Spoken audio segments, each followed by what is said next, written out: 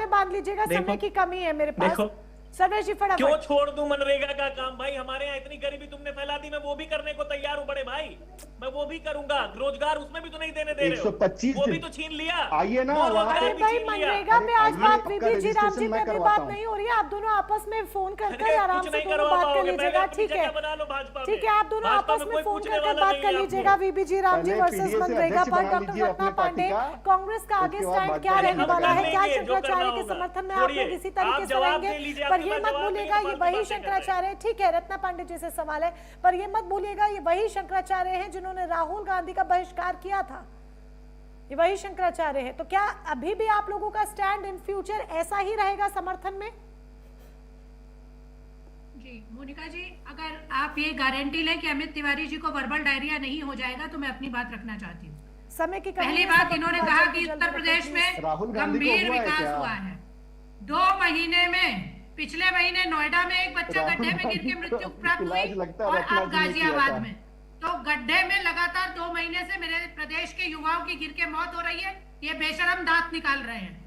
झांसी में एक व्यक्ति ने भूख के मारे आत्महत्या कर ली, ये बेशरम इतिहास और आप बता बैठ रहे के हैं। बात मैडम गिन मुद्दे रही हम है। सारे अब देख रहे हैं, आती मैं हूँ आपको मुक्तेश्वर समय की महाराज कमी पे। की वजह से इंटरप्ट कर रही हूँ, इनको छोड़ दीजिए वो अब क्या कर अभी रहे हैं। आप मुक्तेश्वर मुद्दे पर महाराज आ की जाइए। बात करती हूँ, वो महाराज हैं, अगर उन्होंने राहुल जी को कुछ कहा, शंकराचार्य हैं, उनकी बात को हम सर माथे लेते हैं, किंतु हम पूरी दृढ़ता से उनके साथ खड़े हैं। अगर उनके साथ अन्याय करके बीजेपी सोचती है कि सिर्फ शंकराचार्य जी का मुद्दा है, तो ऐसा नहीं है। इनके जितने भी अन्याय और अत्याचार का काम होगा उसमें अभी मुक्तेश्वर महाराज के पीछे कांग्रेस अच्छा, पूरी मोनिका जी, मजबूती प्रश्न के है। साथ खड़ी रहेगी। जी और बोलिए। हमारा ये बिल्कुल स्टैंड है। कांग्रेस इनके जितने पार्टी भी प्रकार है जो चल रहे स्वामी ये पहले इसका अभिमुक्तेश्वरानंद जवाब जी के दीजिए साथ कि खड़ी गौ है। तस्करी में वो कह नंबर रही है 1 खड़ी क्यों है, है? वो कह महिला रही है अपराध खड़ी में है। नंबर 1 क्यों है? हाँ बिल्कुल, जी। स्वामी मुक्तेश्वरानंद जी के साथ कांग्रेस पार्टी डट कर खड़ी है। मोनिका जी तो आपने क्या मुझसे राहुल बोला? गांधी अमित तिवारी जी आपसे क्या- वही सवाल तो क्या रिपीट कर राहुल रहे गांधी हैं जो को सवाल हिंदू मैंने धर्म से किया कि बर्खास्त क्या आप किया जा डट रहा कर है? खड़े हैं? हाँ क्या मैंने राहुल जवाब तो गांधी दे को दिया, आपको हिंदू भी धर्म दे से दिया। बर्खास्त किया ये जा रहा एंकर है? क्यों बन जाते हैं? ये डिबेट राहुल में गांधी पार्टिसिपेट को- कर इन्हें इसी क्या तरह राहुल दूसरे की गांधी जमीन पे को- कब्जा करने की क्या आदत है। राहुल गांधी बीजेपी को हर एक का हिंदू धर्म अधिकार से कब्जा कर बर्खास्त किया लेती जा है। रहा है। अमित आप तिवारी जी एंकर वो हैं, खुलकर आपकी कह रही जमीन हैं, पे हाँ हम कब्जा डट कर कर लिया। खड़े हैं। अमित तिवारी जी कांग्रेस डट कर आप खड़ी एंकर है, हैं, शंकराचार्य आप के एंकर समर्थन में हैं, खड़ी आप है, एंकर वो हैं, खुलकर कह रही आप है। एंकर हैं। बताना चाहिए ना, राहुल गांधी को फिर हिंदू ठीक है, धर्म से अपराधी बर्खास्त कब्जा करें। ठीक है, करना है, आप क्या है? ठीक है, तीनों पार्टीज का स्टैंड यहाँ पे समझ आया। अमिताभ कुमार जी से फटाफट एक फाइनल कमेंट्स हम लेना चाहेंगे। अमिताभ कुमार जी, 2027 में राजनीति इस पूरे मसले के बाद किस दिशा में जाती हुई आपको दिखाई दे रही है, किस पार्टी के फेवर में? नहीं, किसी पार्टी के फेवर में नहीं जाएगी। फेवर में इसलिए नहीं जाएगी कि किसी अपराध का निर्धारण इस आधार पर नहीं तय होगा कि कोई धार्मिक गुरु है, कि कोई नेता है, कोई मंत्री है। इस आधार पर अपराध का निर्णय नहीं होता। जी अपराध अपराध है, और किसी भी पद पे, किसी भी सामाजिक स्तर पे कोई बैठा हो, उसका निर्णय कानून के अनुसार, न्याय के अनुसार होना चाहिए, और वो हो। ये बातों को घुमाने की कोशिश कर रहे हैं, खूब बंटवारा कर रहे हैं, और जातियों में बांटना और धर्म में बांटना, इसकी ये कोशिश कर रहे हैं। इससे पता चलता है कि ये लोग जनता के प्रति, देश के प्रति, संविधान के प्रति ये खुद सही नजरिया नहीं रखते। ये नहीं सोचते कि ये सारे नागरिकों का समान अधिकार है और उसके हिसाब से हमें काम करना चाहिए। ये केवल और केवल लोगों को टुकड़ों में बांट करके देखना चाहते हैं कि कौन हमारे समर्थन में आता है, कौन दूसरे का समर्थन में आते हैं। इसका पूरे देश पे असर पड़ता है। तो इस तरह के मसलों पे कतई कोई भी राजनीति करना, मुझे लगता है कि देश के साथ धोखा है। संविधान की शपथ लेने वालों, सावधान रहो, जो तुम कर रहे हो ये बहुत गलत है। जी चलिए, आप सभी खास मेहमान हमारे साथ जुड़े, अपना अपना पक्ष रखा, उसके लिए बहुत बहुत धन्यवाद आपका। तो 2027 की सियासत में अभी वक्त है, यानी कि 2027 का बिगुल बजने में अभी वक्त है, लेकिन उससे पहले उत्तर प्रदेश की सियासत में मुद्दे तमाम गर्म हो चुके हैं। अब ये किस दिशा में, किस पार्टी को लेकर जाएंगे, जनता का मूड क्या होगा और इसका 2027 पर क्या असर देखने को मिलेगा, ये भी देखने वाली बात होगी। लेकिन हाँ, ये कहिए कि नहीं कहिए कि राजनीतिक पार्टी इन्वॉल्व होनी चाहिए या नहीं होनी चाहिए, इन्वॉल्व है, ये सच्चाई है, और 2027 की बिसात भी बिछ चुकी है। फिलहाल मेरे साथ बस इतना ही।